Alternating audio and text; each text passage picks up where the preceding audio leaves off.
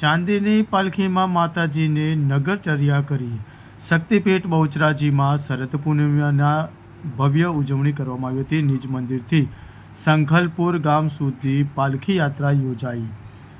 યાત્રાધામ બહુચરાજી અને સંખલપુર ગામે શરદ પૂર્ણિમાના પવિત્ર દિવસે ખૂબ જ મોટી સંખ્યામાં માઈ ભક્તો ઉમટી પડ્યા હતા.